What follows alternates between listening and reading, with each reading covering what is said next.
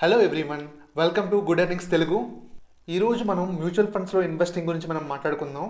నేను నార్మల్గా ఎక్కువ స్టాక్ మార్కెట్ ఇన్వెస్టింగ్ గురించి మాట్లాడుతుంటాను.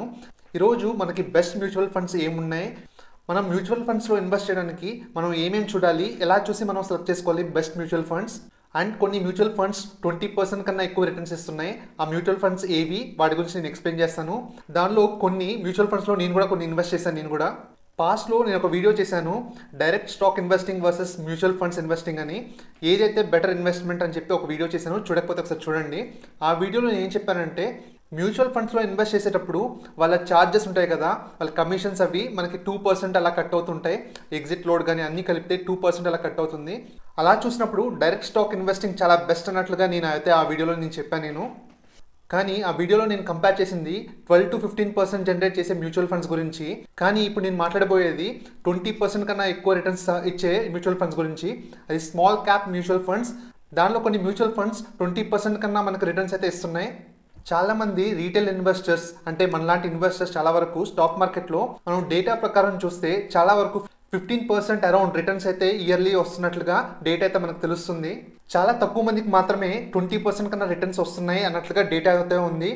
మీకు కూడా మీకు యాన్యువల్లీ మీకు ఎంత రిటర్న్స్ వస్తున్నాయో మీరు కామెంట్స్లో పెట్టండి, మనం చూద్దాం. ఇలా చూసినప్పుడు మనకి ఇలా 20% కన్నా జనరేట్ చేసే మ్యూచువల్ ఫండ్స్లో ఇన్వెస్ట్ చేయడం చాలా వరకు బెటర్ కదా. ఇప్పుడు కమిషన్స్ అన్నీ పోయినా కూడా మనకి 18% అయితే ఈజీగా అయితే మనకు వస్తుంది. అదే కాకుండా మనం చూస్తే స్టాక్ మార్కెట్లో చాలా మందికి మనం ఇన్వెస్ట్మెంట్ పెంచుకుంటూ వెళ్ళినప్పుడు, ఫర్ ఎగ్జాంపుల్ హ్యూజ్ ఇన్వెస్ట్మెంట్ చేయాలనుకున్నప్పుడు, ఇంకా వాళ్ళు ఇంక్రీజ్ చేయాలనుకున్నప్పుడు స్టాక్ మార్కెట్లో వాళ్ళ కాన్ఫిడెన్స్ లెవెల్స్ అయితే కొంచెం తగ్గుతుంటే వాళ్ళంతా హ్యూజ్ అమౌంట్ని హ్యాండిల్ చేయడం కొంచెం కష్టం అవుతుంది. అప్పుడు డెఫినెట్గా mutual funds, best fund managers manage చేసే మ్యూచువల్ ఫండ్స్లో ఇన్వెస్ట్ చేయడం చాలా ఇంపార్టెంట్. అప్పుడు మనకి కాన్ఫిడెన్స్ లెవెల్ కొంచెం ఎక్కువ ఉంటుంది, అప్పుడు ఇన్వెస్ట్మెంట్ కూడా కొంచెం ఎక్కువ చేస్తాము, అప్పుడు మనకు రిటర్న్స్ కూడా కొంచెం ఎక్కువే వస్తుంది.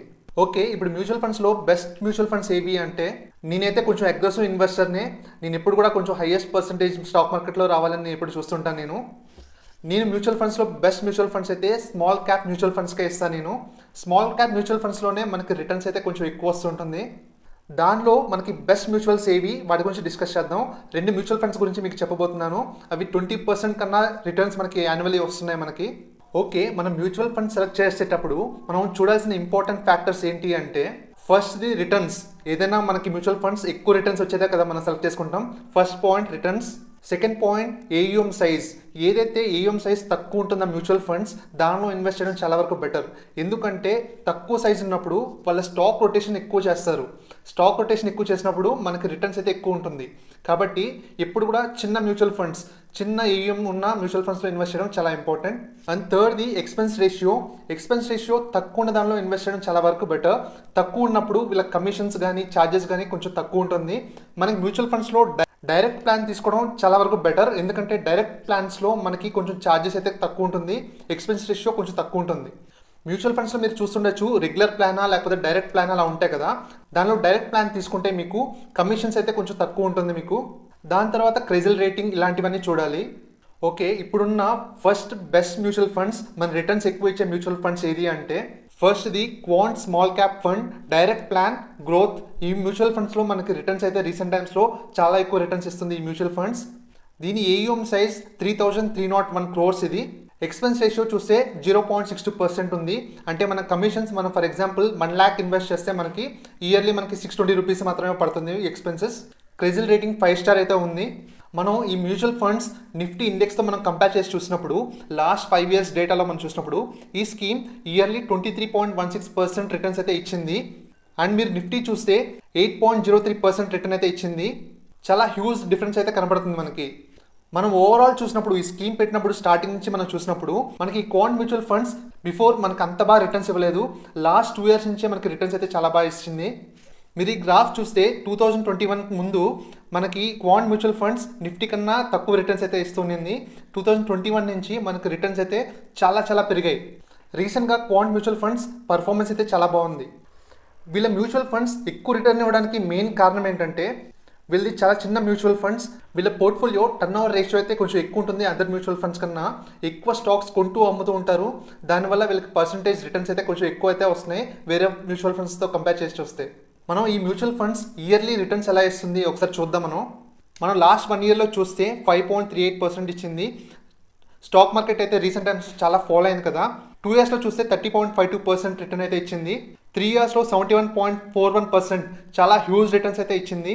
5 ఇయర్స్లో 23.16%, 10 ఇయర్స్లో 15.28%, సిన్స్ ఇన్సెప్షన్ 15.17% రిటర్న్ అయితే ఇచ్చింది. మనం లాస్ట్ 5 ఇయర్స్గా చూస్తే ఇయర్లీ మనకి 20% కన్నా ఎక్కువ రిటర్న్స్ అయితే కనబడుతున్నాయి. 5 ఇయర్స్లో 23%, 3 ఇయర్స్లో అయితే 71%. మనకి ఈ మ్యూచువల్ ఫండ్స్ అయితే హ్యూజ్ రిటర్న్స్ అయితే బాగా కనబడుతుంది మనకి. ఈ మ్యూచువల్ ఫండ్స్ వేరే స్మాల్ క్యాప్ మ్యూచువల్ ఫండ్స్తో కంపేర్ చేస్తే రిటర్న్స్ అయితే వేరే మ్యూచువల్ ఫండ్స్ కన్నా ఎక్కువ అయితే ఇస్తుంది. ఓకే, వీళ్ళ పోర్ట్ఫోలియో చూద్దాం. ఈ ఫండ్ 93.12% ఇన్వెస్ట్మెంట్ డొమెస్టిక్ ఈక్విటీస్ పైన ఇన్వెస్ట్ చేసింది. దానిలో ఈ స్కీమ్లో 19.03% లార్జ్ క్యాప్ స్టాక్స్ అయితే ఉన్నాయి అండ్ 7.07% మిడ్ క్యాప్ స్టాక్స్ పైన ఇన్వెస్ట్ చేసింది అండ్ 47.98% స్మాల్ క్యాప్ స్టాక్స్ పైన ఇన్వెస్ట్ చేసింది. అండ్ ఈ mutual funds at least 3 to 4 years hold చేసే వాళ్ళకి మంచి రిటర్న్స్ అయితే ఇస్తున్నట్లుగా వీళ్ళు చెప్తున్నారు. ఈ స్మాల్ క్యాప్ మ్యూచువల్ ఫండ్స్లో ఎలా ఉంటుందంటే హై వోల్టాలిటీ అయితే ఉంటుంది. మనం minimum at least 3 or 4 years hold చేస్తే, ఇంకా 5 years హోల్డ్ చేస్తే మనకి మంచి రిటర్న్స్ అయితే మనకు కనబడుతుంది. మనకి ఈ పోర్ట్ఫోలియోలో చూసినప్పుడు మొత్తం 73 స్టాక్స్ పైన వీళ్ళైతే ఇన్వెస్ట్ చేశారు. వాళ్ళ top 10 stocks holding in portfolio అయితే మనం చూడొచ్చు ఇక్కడ.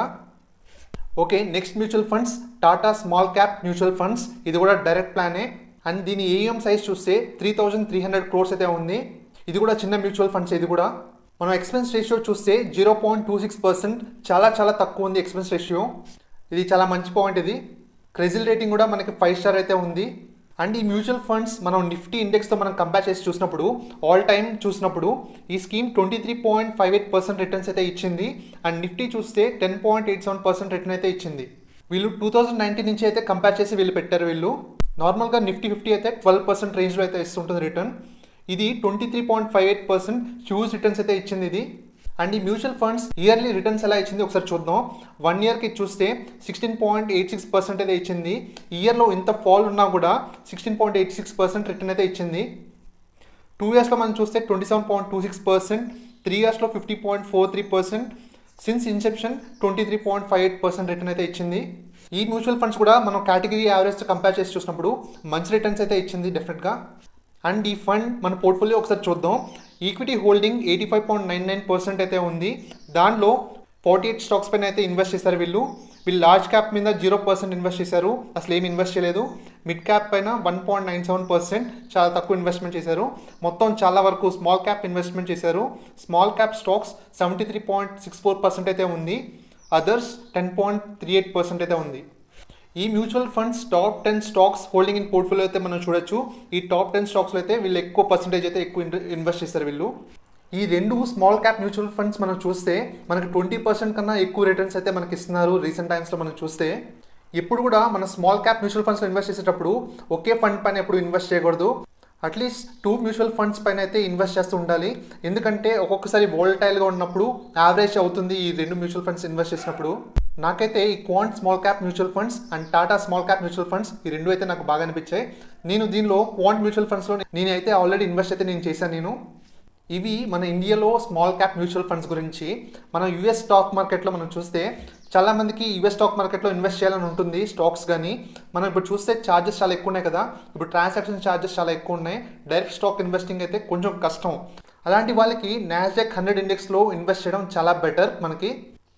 మనం నాస్డాక్ 100 ఇండెక్స్లో మన ఇండియా నుంచే మనకి ఏ యాప్ నుంచి అయినా మనం ఇన్వెస్ట్ చేయొచ్చు ఈజీగా, మన నార్మల్ మ్యూచువల్ ఫండ్స్ లాగే. మనం ఇండియన్ స్టాక్ మార్కెట్తో కంపేర్ చేసి చూస్తే మనం యూఎస్ స్టాక్ మార్కెట్ మనకి చాలా చీప్ వాల్యుయేషన్స్లో అయితే మనకు దొరుకుతుంది. ఇప్పుడు మీకు యూఎస్ స్టార్టింగ్ నుంచి నేను చెప్తూనే ఉన్నాను, నేను యూఎస్ స్టాక్స్లో కొన్ని మంచి స్టాక్స్ నేను కొన్నాను అన్నట్లుగా మీకు చాలాసార్లు చెప్పాను. మీకు మనకి ఇయర్ స్టార్టింగ్ నుంచి చూస్తే మన ఇండియన్ స్టాక్ అయితే కొంచెం ఫాలో అవుతుంటే యూఎస్ స్టాక్ మార్కెట్ అయితే కొంచెం పెరుగుతుంది.